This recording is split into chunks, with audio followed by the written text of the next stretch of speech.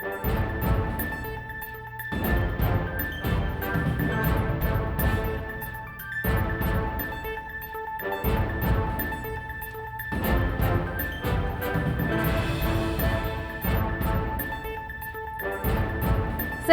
கட்சி பதவியை நீக்கியது சிறுபிள்ளைத்தனமானது என சசிகலா கருத்து தெரிவித்துள்ளார்.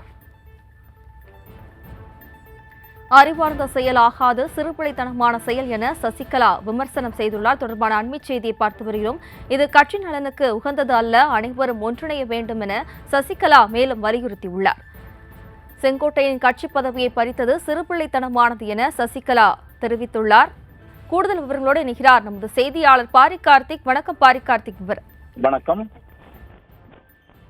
கழகத்தின் மூத்த முன்னோடியும் தமிழக முன்னாள் அமைச்சரும் இன்று தற்போது செங்கோட்டையனை பற்றி எழுதி அவர் கட்சியை விட்டு நீக்கியது சிறுபிள்ளைத்தனமானது என சசிகலா அவர்கள் அறிக்கையை வெளியிட்டிருக்கிறார். இது தொடர்பாக அவர் வெளியிட்டிருக்கக்கூடிய அறிக்கையில் அனைவரும் ஒன்றிணைய வேண்டும், மீண்டும் அதிமுக ஆட்சி அமைய வேண்டும் என செங்கோட்டையன் அவர்களுடைய நேர்மையான எண்ணத்தை அனைவரும் எண்ணி பார்க்க வேண்டும் என்றும், மேலும் அனைவரும் ஒன்றிணைய வேண்டும் என கோடிக்கணக்கான தொண்டர்களின் எண்ணங்களுக்கு நாம் என்ன பதிலளிக்கப் போகிறோம் என்றும் கேள்வி கேட்டிருக்கிறார்.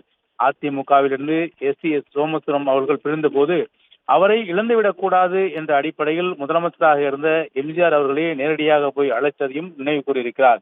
மேலும் இத்தகைய செயல் என்பது சிறுபிள்ளைத்தனமாக, அதாவது செங்கோட்டையனை நீக்கியது என்பது சிறுபிள்ளைத்தனமானது என அவர் குறிப்பிட்டிருக்கிறார். மேலும் திமுக கட்சியை வலுவிழக்க செய்வதே இன்றைக்கு நமது குறிக்கோளாக இருக்க வேண்டுமே தவிர அதை விட்டுவிட்டு நமக்கு நாமே அவர்களுக்கு இடம் அளித்துவிடக் கூடாது என்றும், திமுகவினுடைய சூழ்ச்சிக்கு யாரும் இரையாகிவிடாமல் கட்சி நலனையும் தமிழக மக்களின் நலனையும் கருத்தில் கொண்டு ஒவ்வொரு செயலுக்கும் இருக்க வேண்டும் என்றும் தெரிவித்திருக்கிறார். அவர்கள்தான் அதிமுகவினுடைய உண்மையான ரத்தங்கள் என்பதை மனதில் கொள்ள வேண்டும். இதுதான் நாம் இருவரும் தலைவர்களுக்கு செய்யக்கூடிய கடமையாகும் என்றும் தெரிவித்திருக்கிறார்.